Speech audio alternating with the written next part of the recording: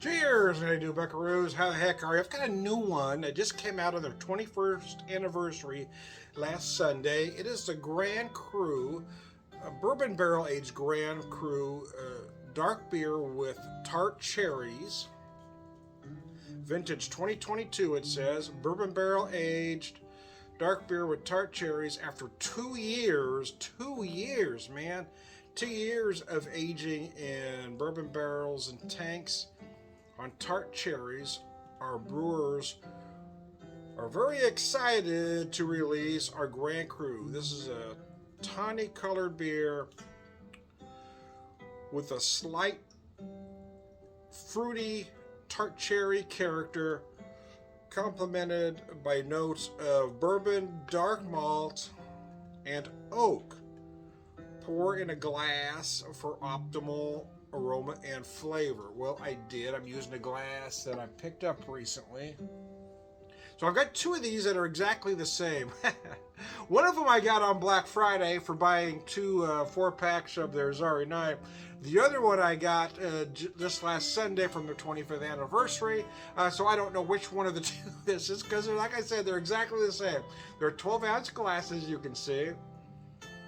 Now, I do have two tulips from Springfield Brewing Company, so you might ask why I didn't use those, but again, I just got these, so I thought I'd use them for something different. I've never done videos with either, with this glass, so. So anyway, anyway, we don't care, Tom. That nose is just gorgeous, I believe. So yeah, 7.5%. Let me show you that there.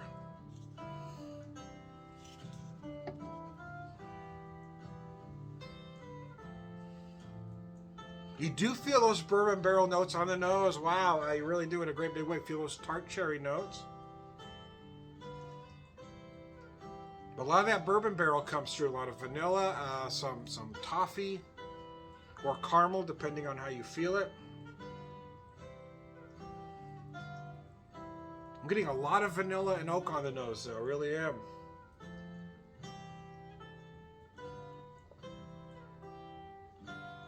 Oh, that's exquisite. Oh my lord, that is good. Oh. You feel just a hint of those cherry notes right away. And then you get more of the malt and those bourbon barrel notes in the middle. But right at the end, man, right in that finish is where you feel those tart cherry notes just help clean everything up, just like your hops typically would. And then, of course, you've got the oak, those bourbon barrel notes. Oh, Lord have mercy, this thing is delicious.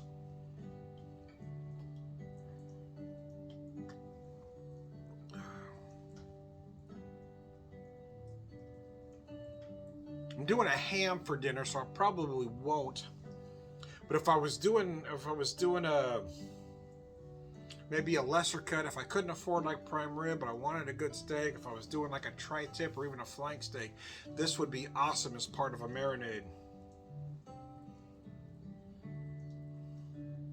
Might have to get one just to find out. Now that it's entered my mind, I won't be able to rest until I try it. Anyway, oh my god. I won't use it on a ham, but yeah, a beef, most definitely.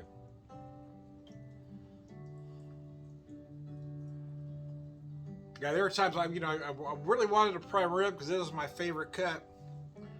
But instead I'll buy a tri-tip or a flank steak depending on the price. There's a couple times I bought a flank steak, which is a much lesser cut. But if you marinate that sucker right, you can treat it just like a good prime sirloin.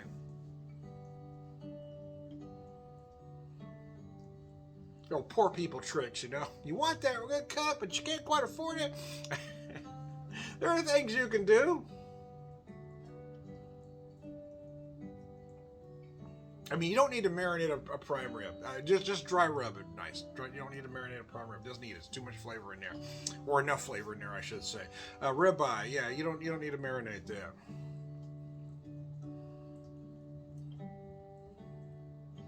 And some might even say you don't necessarily need to a sirloin, and I would agree that you don't need to. I'm not going to say you might not want to, but you don't need to.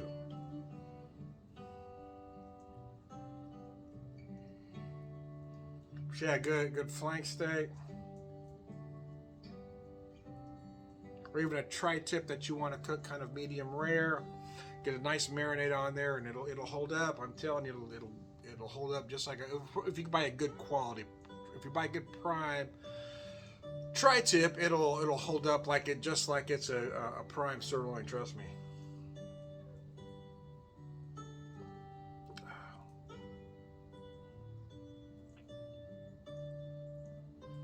Now, if you're of a mind to, and you want, if you're of a mind to, now I'm not suggesting that this beer isn't worth drinking because it's absolutely gorgeous. But yeah, this would be brilliant as a reduction sauce. I could see reducing this and drizzling over some good vanilla bean ice cream, or even some bread pudding around the holidays would be a beautiful drizzle to finish off a good bread pudding. For good, bad, or indifferent, that's how my mind works. Okay, what about this? Now I'm gonna have to try because the thought has entered my mind. So anyway, I digress. Oh my Lord, that is intense. That is delicious. I love at the finish, right? You get that combination of those tart cherries along with those oak notes that really just dry it up. It's absolutely gorgeous.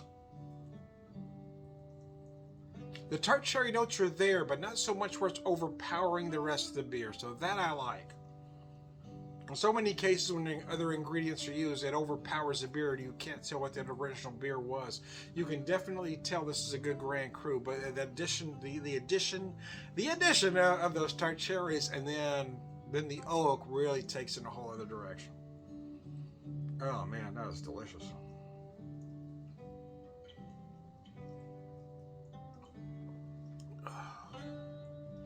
Do do do do do. Anyway, got the canned Christmas music, got the fireplace on the TV, got our little Charlie Brown tree in the background.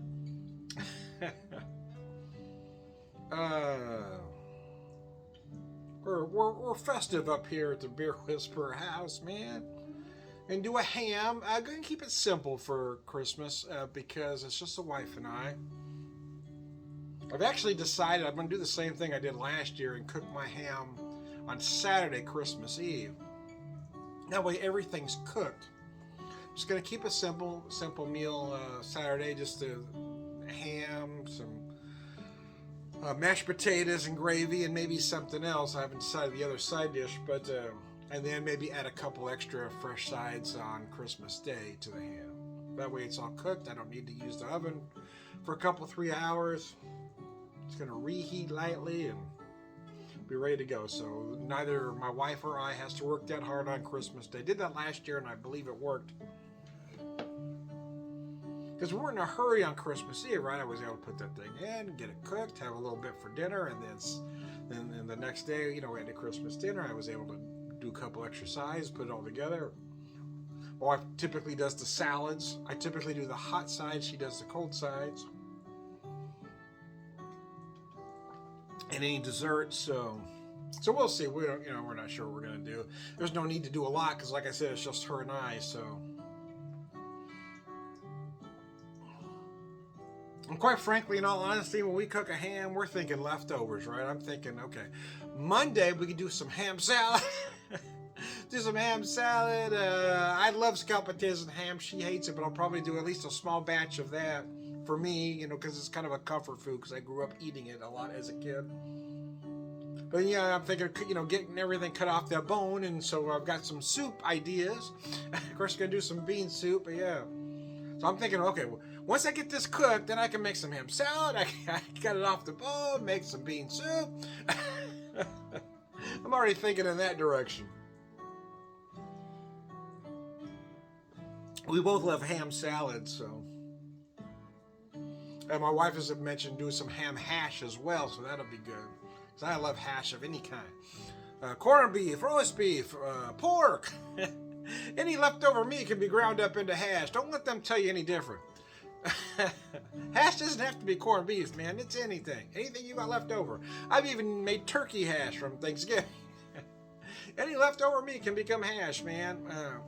You're just going to have to trust me on that one.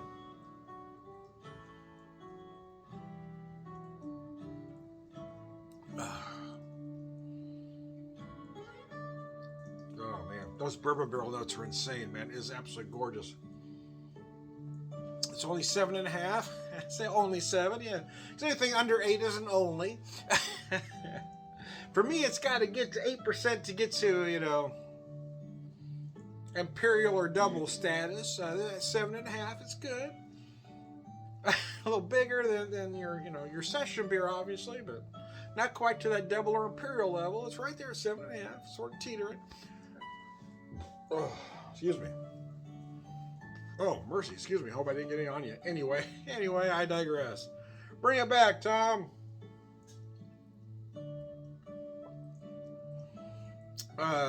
We haven't decided what else side dish we're going to do. We typically have always done a 5-cup salad.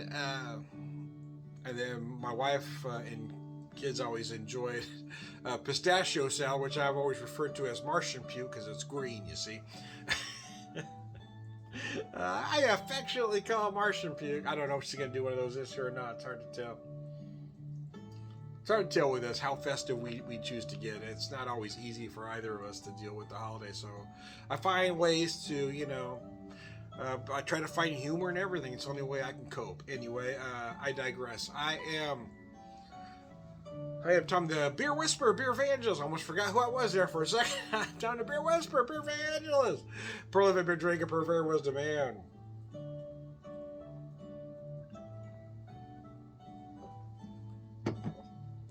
All right, good guy. Cheers, guys. Have a good one.